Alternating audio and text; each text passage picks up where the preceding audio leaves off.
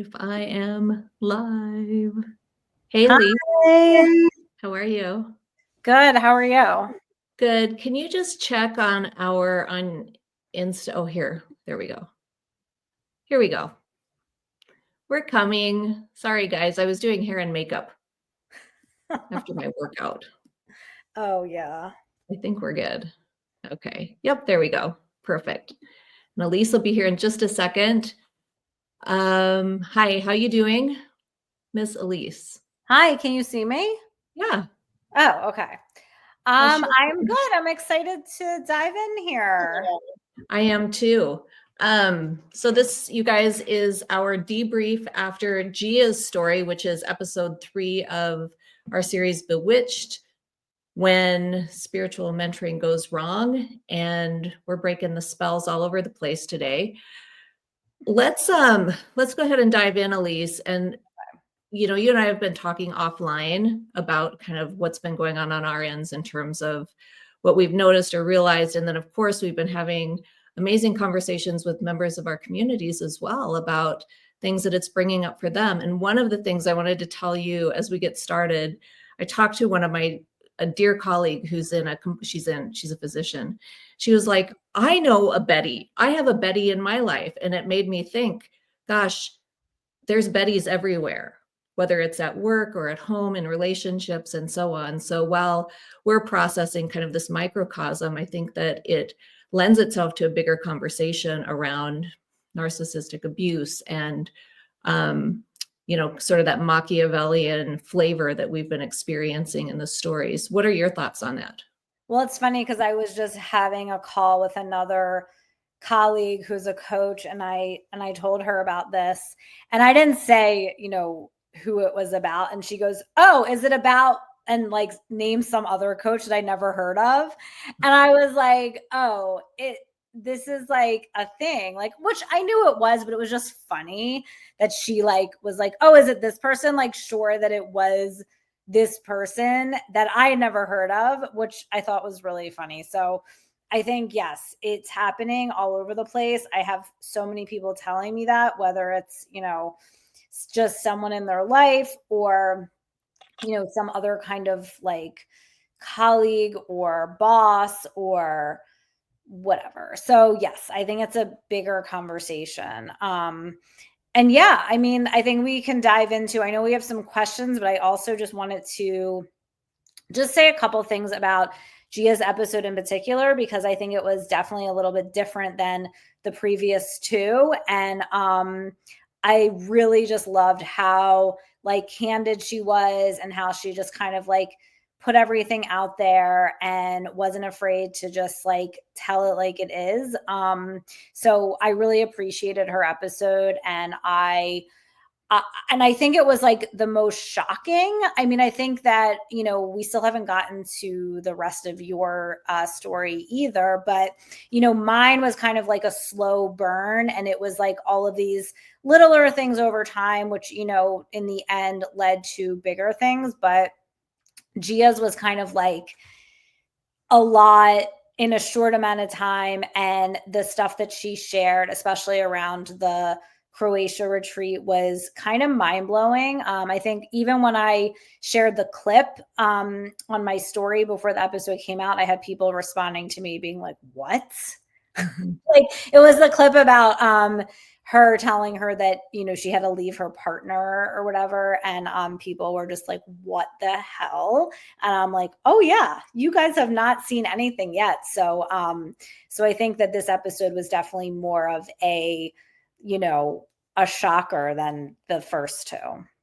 I think so. One of the things I really admire about Gia is what a straight shooter she is. Mhm. And I think you and I were talking about how with our clinical backgrounds, we can't help it. I was re-listening to that episode, and I think you're the one who said it made you insane. And I said, well, as a therapist, I'm not going to say that anybody was insane, because for a lot of reasons.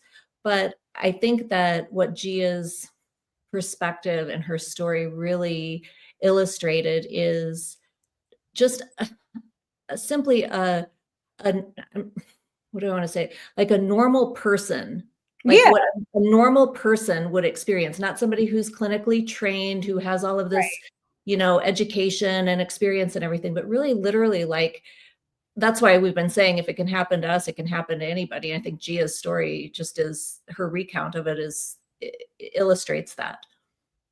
For sure. And it's just like it's not, she wasn't sugarcoating anything. It was just more like this bitch was crazy, like, like that's what it was. But I appreciate that because like I don't like when people dance around things, and she definitely didn't. And I think it was important for people to hear those details that she shared that were shocking, like the way that she manipulated her and the way that she drove a wedge between her and the people closest to her. And it was and I think that for me, not knowing that on the flight over for 10 hours or whatever, oh yeah, so I didn't know all of that until like we recorded that episode. So that helped me kind of fill in some blanks as well. Like this was something that was ongoing even before boots on the ground. So yep. I think that I think we've talked to Gia. She posted something so beautiful on her Instagram, I think over the weekend, just about how, she continued to process and have some more insights and cry. But the video that she shared was of her dancing. And I just thought that was so perfect because really we all heal and move through this in different ways. And I love her grace and how she's moving through it as well. Yeah, same. So yeah, were there any other comments that you heard from people about this episode? Not this episode. Well, let me take that back. The comments I've been getting have been overarching on all 3 of the episodes we've released so far, how helpful they have been. I've heard from other members who were in Croatia with us who said, thank you for sharing because it's helping them process their experiences as well. Some of them hit the ground running as soon as they got home and had family stuff and weather stuff and, just everything that you can imagine thrown at them. And I think that some of us had it was a necessity to have to process this, and others it was necessary, but it was like they had so much else going on in their lives that they just weren't able to. So that's one thing. It's helping people process. And across the board, I think that that's the information that's coming through on my end. Is I'm hearing from people who I know sort of tangentially from Betty's communities, from other communities, who are saying, thank you for sharing. And I can relate to this. And I thought that there was something wrong with me. I thought that I was the problem. Well, come to find out they're not. So in some ways, to me, this is creating solidarity, connection, affirmation of your experiences that was missing for a long, long time, I think, for lots of people. Yeah, no, I totally. You? Yeah, no, I mean, I still keep getting messages of just like, thank you so much for doing this. I'm getting so much out of it. It's like people love it. So I'm glad that they love it. I'm going to say one more thing. So the physician who I spoke with, she was like, first of all, she's like, she loves you and me together. Mm-hmm. I mean, really, honestly, who doesn't? I have no idea. I don't know. It's like Laverne and Shirley. I know. I don't know how you couldn't. It's like a perfect. No, it's like Lucy and Ethel. For sure. Is there a more contemporary example of a duo than that? I don't know. No. Anyway, whatever. But anyway, what she suggested is that we continue this conversation even after we finish these interviews because of the wider conversation around, staying in relationships for too long and the things that I mentioned to begin with. So that'll be a to be continued for us, but maybe we don't know. We'll see what happens. I mean, I've been thinking about it because even just kind of weaving it through any other conversations, because I do think I don't know, it felt like taboo for so long. And now that we're talking about it, it's like, why aren't we talking about this? Because this is happening and it has happened to a lot of people. And I think it's just important to not be afraid to talk about it. Yeah. in the context of any other conversation. I wanted to bring forward a conversation that you and I had recently about throwing the baby out with the bathwater. Oh, yeah. Can we do that real quick? Yeah. Do you want me to start with it? Yeah, go ahead. So this is something that like I have been aware of for a little while with myself. And I think that what can happen is when we heal from a trauma or go through a traumatic situation or go through like a bad breakup or something, like, and I'll equate it to this, even though I consider what happened with Betty much, much, much more than a bad breakup, much worse. But like, you know how like if you go through a breakup, then all of a sudden like you can't listen to any of the songs that you guys used to listen to together, or whatever, you know, his favorite TV show was, like you can't watch it anymore, like that type of stuff, right? And I think sometimes when we have those situations, anything that kind of like you associate with that person or you came to love like through that person, you kind of like just like put it to the side because you don't want to be reminded of that person, right?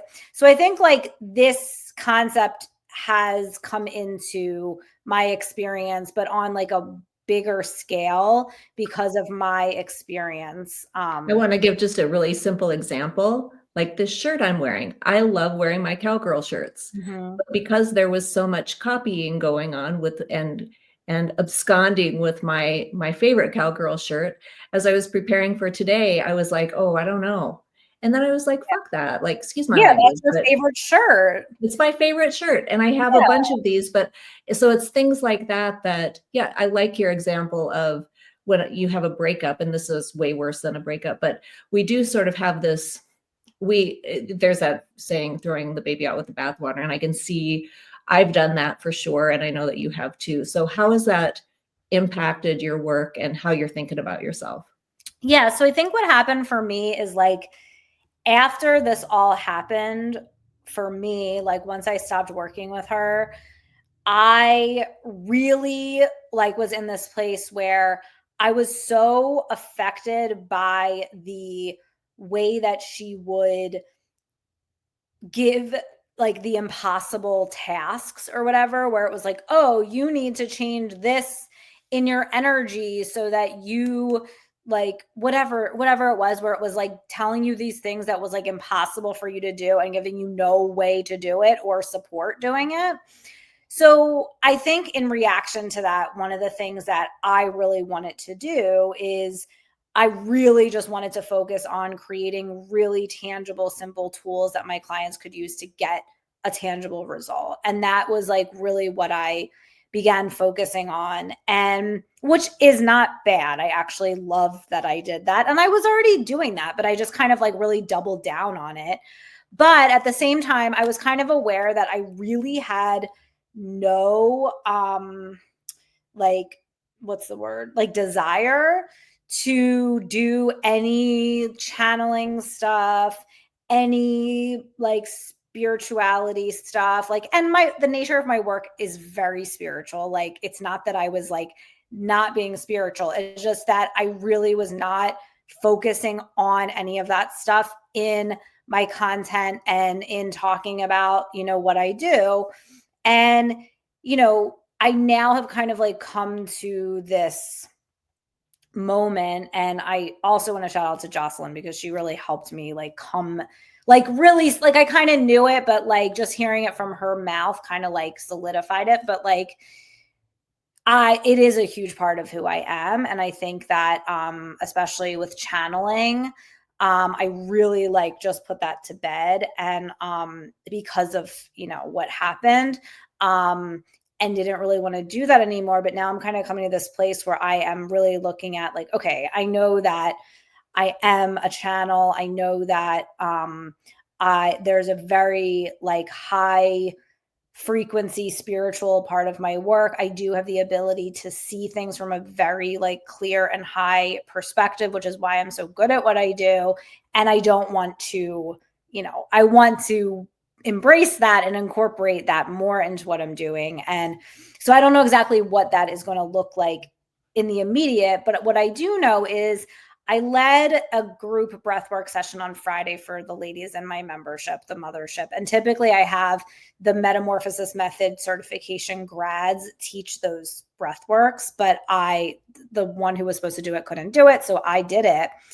And I just channeled this like incredibly powerful breathwork session. And I got this really powerful vision that I shared with them, and they were like blown away by it. It was literally like, I was shown like this trinity between your inner child, your present self, and your higher self, and like the like energy connecting them in like a triangle. And like I was guiding everyone to connect with all three and then have them like communicate with each other. And it was really powerful. And everybody afterwards like, oh my God, that was so powerful, that visualization. And it's just, and I actually forgot about it, because a lot of times when I channel, I'll like say things and then they just leave my consciousness and I don't remember them. And then someone sent a message, they're like, that like blew me away.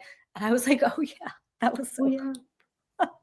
So I say all that to say, I do think that I threw the baby out with the bathwater a little bit, and I was aware of it, but it was also kind of like I just needed to do that for a little while. And now I feel like I'm ready to bring that component back in whatever way it's meant to happen. I don't know exactly what that looks like, but I'm not going to like hide from that anymore. Thanks for sharing that. Yeah. I think that that's such a great illustration of how we, I think that these experiences with Betty left such a bad taste in my mouth, that what I noticed is that I always do energy work. I always do. I got attuned to Reiki when I was like 30. Like I've always done this. And it's a big part of my life. It's a big part of my practice. I'm still doing those things with my clients behind closed doors, but I've been way less apt to do so publicly or to talk about those things publicly. I'll talk about it in the C-suite, my high-level executive roundtable for spiritually intelligent leaders. But those are the places where I feel safe to do it and where I feel comfortable doing it. But what I've come to realize is that, there's energy hygiene, and there's things like making sure that the house perimeter is protected and the farm perimeter is protected, and those kinds of things that I won't say that I was like shirking my responsibilities, but I was acting like I didn't have those abilities. I didn't have the capability to do the protections and to make sure the spaces are cleared and things like that. Part of it was, honestly, I was so exhausted from the, everything. And I just moved back to Arizona 2 months ago and so on. But also, it's, to your point, it's just like having to differentiate my stuff, who I am, what my abilities are, from the nonsense. And I've always been very differentiated. So it's not that, but there was a lot of trauma in there, I think, that I needed to process through in order to come to this place of saying, okay, now I can ground back into what my practices are. So for example, I just set up my new grid, or I call it a lattice. It's not a grid, but it's one of my crystal lattices on my meditation today and my meditation area today, lit a candle, just to come back into these beautiful practices that I love so much and that I know are effective in, making sure everything is pristine in my world. So that was my baby out with the bathwater experience. Yeah. And I think that this happens for people when they have like one bad experience, then it's like, okay, I don't want to do this work anymore. And it's like, Oh yeah. I mean, think about it. Like even kids I've talked to people who played with the Ouija board or tarot cards when they were kids and had a shit experience with it.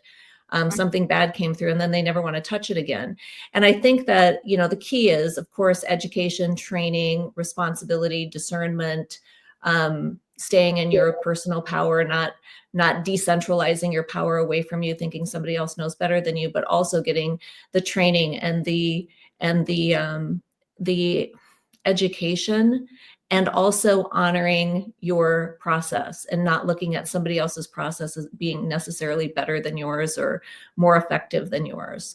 So those are the kinds of things that I think about. And to your point, I don't know how this is going to show up in my work this year. You know, I've got the C-suite. We're getting ready to open up more spaces in that for people who want to bring through their multidimensional technology and novel healing modalities beyond Reiki and those kinds of things, much like your metamorphosis method is such a great example of that.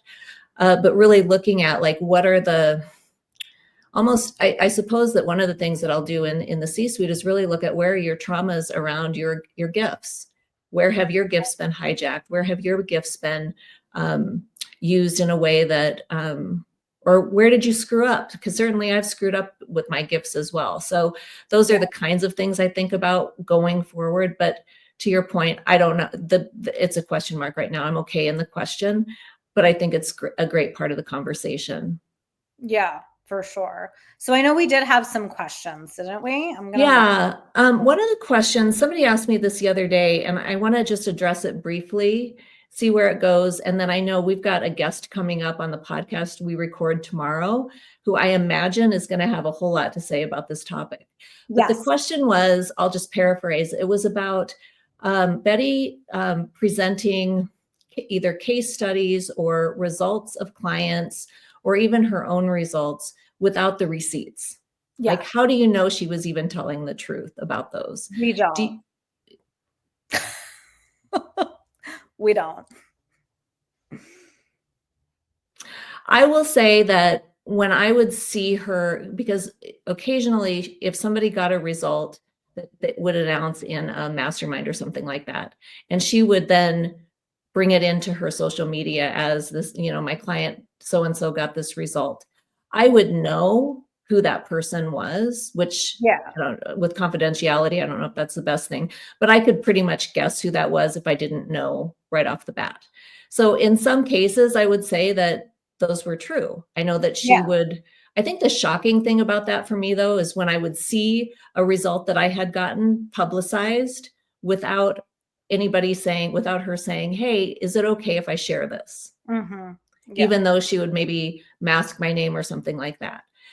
So, but as far as like the, you know, her own, you know, success, I don't know. Well, and also the thing for me about this, and you're right, I think we're going to get into this more deeply tomorrow when we interview Nicole, which I'll say because everyone will see that we're interviewing Nicole.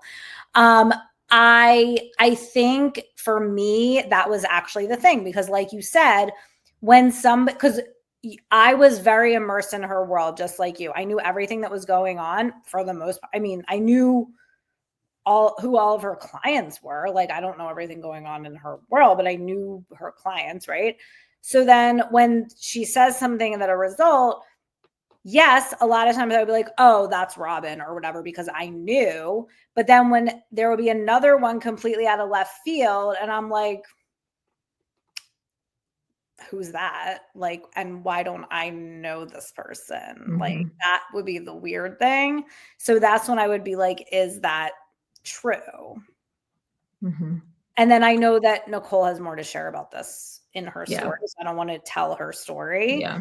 But yeah, no, I listen, people have said this to me for years now. Like, I've had people say this to me, like when I was still working with her, like, how come she never shares the proof? Like, if that's your result, great, share the proof. And like, anytime I do something like that, I'll always share. If I'm keeping it anonymous too, I'll share like the screenshot or whatever. And I don't do this a lot anymore either, but like, I'll share like, oh, this person told me this. Like, I'm, you know, where you're like, I'm not just like saying this. Yeah, it gets into the gray area in ethics in terms of, you know, advertising, marketing, case studies, that kind of thing. And so, you probably bump up against this as well. With my training and background in psychology, you know, there are ethical principles and guidelines that kind of get pounded into us from the get-go in terms of testimonials and things like that. So I have to be really careful. I had an experience long ago where I oof, it was a rugged experience that I learned a lot from, and I'll never do that again. But so I don't share a whole lot of results anyway with people, because I mean, people hire me for confidentiality, so I want to keep that private. But from my perspective on Betty, I know that there will be a whole lot more. So we can, unless you have anything else to add with that one, I think we can move on. And let's move on. Okay. We'll talk about that more soon. Did you have another one? Oh, yeah. Hold on. Okay, so what is it that I thought I needed before starting to work with Betty versus what I actually needed as a business owner, and specifically from Betty, who I'm guessing advertised herself as being able to provide both the spiritual as well as the business side. Can she provide the audience with some red flags that they can look for when seeking coaching, mentoring based on her personal experience? Do you have any thoughts of what I thought a reputable coach mentor looks like and what I've come to understand now? Okay. So this is a big question. So this is an important point that I just want to say, and I don't know if this is how you felt, Robin, because you have been in business for longer, but with me, I was newer in business, so I actually didn't know what I needed. And so that's something that I have come to learn over time, that I didn't know what I didn't know, but at the same time, I did know I wanted somebody to learn from who had been doing it for a long time. And that is what she presented herself as. So that is the first thing. And like now looking back, I realized that I really did need somebody to kind of like, help me with some of the more practical, logistical things, sorry for the background noise. My kids just got home. So I'm aware of that now, but again, I didn't know what I didn't know. And as far as red flags go, I mean, I think that and I think I said this before, I think it's really important to have a specific thing that you want to learn from somebody. Like make sure the person has a specific like process or like way that they're getting you from A to B. Like what is the thing that they do? Hi, Bubs. What is the thing that you're learning from them? You know what I mean? Like, so I think that's really important too. And not just be like, oh, I just like this person is somehow going to give me everything I need. Like, what is the thing that they teach? Because that was the thing that I don't think I was clear on. Yes, I'm almost done. Okay. Sorry. We're going to the Sixers game tonight. Fun. I know. So anyway, I think that was a really big thing. And then hold on, I just want to look at the rest of this question. I think for me, when you're talking about like, what did I need? Because you're right, I was in business for a while. So I knew list building and I knew storytelling, and I had, my 5-figure months regularly and all of those things. So it was none of that. What I hired her for was the business of doing a spiritual business. Because she was presenting as somebody who had it together, who had mastered something that I felt like I was missing, in terms of visibility, in terms of impact, something like that. And I think that when I look back, my red flag for me was that I underestimated who I am. Yeah. And I think this is something that we've talked about, like that, like giving your power away type of thing. Yeah. I made the assumption that she, because of how she was presenting, knew more. And interestingly, she mentioned something to me one time. A long time ago, I worked with a coach who had similar credentials to mine, and she was helpful to an extent. And then it sort of, ran its course. And I had a little bit of, I suppose, trauma around that particular coaching alliance. And she said, well, you really need to acknowledge that person should have been your client, not the other way around.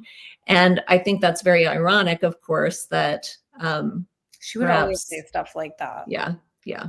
Yeah. But I also think that perhaps that was sometimes I underestimate and I put myself in a student position rather than in an expert position. At the time, I don't do that anymore. Yeah, and I think, I don't think there's like, can you just give me a minute? I'm almost Has done. anyone stuff on here?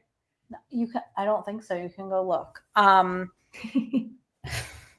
So I think for me, like, I don't think there's one specific like red flag. I also think that like you have to use your intuition, and like I said, like even though this was like a crazy experience, I'm so glad that I went through it, even though, you know what I mean? Like, even though in a lot of ways it was a mistake and all of that, it's still so, I think my point for saying that is like, yes, you do want to look for red flags, but at the end of the day, I think you do have to listen to your intuition. But I think also, to say that in contrast, I would really look for like, what am I actually learning from this person? What is her way of getting me from A to B? And has she done that for other people? And also like talk to some of the people that have worked with the person too. Like, I think that it's funny because I had some people reach out to me after I stopped working with her to ask me about her. And I actually at the time was afraid to, like, I didn't say anything to them because I like just was like, I didn't want to be involved. But then as time went on, I feel like I would tell the truth, so I think that is also an important thing to do too. Yeah. Well, now we're on Bewitched. So there you have it. Exactly. So I think those are all the questions. I don't have that much more time because yes, well, I love how life and business just interact all the time. It was good to see your kiddos behind the scenes too. I know. Well, Levi got picked to high five all the players tonight. So yeah, I know. Oh my God, how fun. So we have to get there early so he can go down and do that. That's great. I'm going to a Cubbies spring training game tomorrow, so that'll be fun. That's my sportsing thing for the day, and then a basketball game on Thursday. So, well, okay, we have 2 more interviews this week, and then don't we have 3? I think we have 3. We have 3. You're right. We have 3 more interviews this week, and then we have Alicia's episode coming out on Thursday. So I'm very excited for that. And everyone who's here, please keep your questions coming. Let us know how you feel about the episodes coming out. I think you guys are going to love Alicia's too. It was really good. Alicia is so eloquent and thoughtful and straightforward about her experiences as well. And she was somebody who knew Betty and worked in her world for a long, long time, longer than me even. Yeah. So she's got this historical knowledge of the experiences as well, which she'll bring forward. So yeah, anyway, I appreciated her perspective for sure. For sure. All right, everybody. Well, that's it for our debrief today. Thank you so much for joining us. And as always, if you found this helpful, please share it with your communities, because this, as we've said, everybody's got a Betty.